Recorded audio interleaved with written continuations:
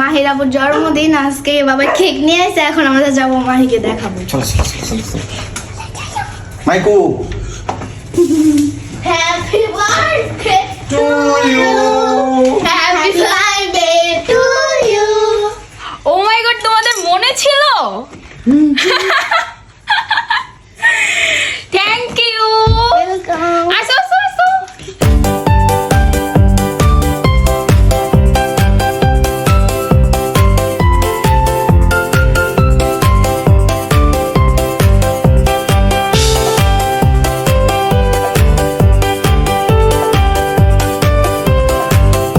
তো গাইস, এখন বাজে হচ্ছে রাত 12টা। আব্বু আম্মু আর হচ্ছে আমার ছোট দুইটা কিউট বোন আমাকে সারপ্রাইজ দিল রাত 12টার দিকে, একেবারে ঠিক সময়। আমি টিভি দেখতেছিলাম, জানিও না যে ওরা কেক নিয়ে আসবে।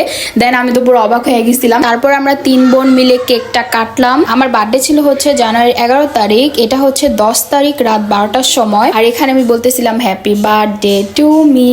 সো গাইস, সবাই আমার জন্য দোয়া করবেন আর আমার পাশেই থাকবেন। এখানে আমি কেক আয়শামণিকে একটু খাওয়াই দিলাম, মায়াকে একটু খাওয়াই দিলাম, তারপরে আমি নিজেও খেতেছিলাম। আর গাইস, কেকটা অনেক মজার ছিল, অনেক ইয়াম্মি ছিল। আর টিভিতে এখানে হ্যাপি বার্থডে মাহি গানটা চলতেছিল।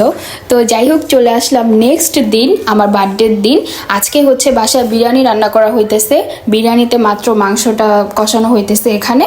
এই তো বিরিয়ানি রান্না অলরেডি শেষ, এখন হচ্ছে ভাপে দিচ্ছে। মেনলি হয়েছে বিরিয়ানি আমার অনেক পছন্দের, তাই আমার আম্মু আমার বার্থডের দিন বিরিয়ানি রান্না করছে। আর তার সাথে হাঁসের মাংস রান্না হইতেছে পাশের চুলায়। আর হাঁসের মাংসটা হচ্ছে আমার আব্বু অনেক পছন্দ করে, তাই হাঁসের মাংস রান্না হইতেছে। তারপর চলে আসলাম খাওয়া দাওয়ার সময়। এখানে হচ্ছে আমি লেবু দিয়ে বিরিয়ানি খেতেছিলাম। আর বিরিয়ানির সাথে লেবু সালাদ এসব না হলে তো চলেই না, আমি পরে সালাদও নিয়েছিলাম। ইস গাইস, জাস্ট কালারটা দেখেন, হাঁসের মাংসের কালারটা এত সুন্দর আসছিল আর খেতেও অনেক মজা হয়েছিল। তারপর হচ্ছে আমার আব্বু এখানে খেতে বসে পড়ছে। আব্বু হচ্ছে অনলাইন থেকে রসুন আর আমের আচার আনছিল, ওই আচারটা দিয়ে আব্বু বিরিয়ানি খাইতেছিল। এখানে সালাদও ছিল আর বিরিয়ানিটা আসলে গেছে অনেক মজা হয়েছিল। তো সবাই আমার জন্য দোয়া করবেন, আমাকে সাপোর্ট করবেন। সবাইকে টাটা, টেক কেয়ার, ফান, খুদা হাফেজ গাইস, বাই বাই।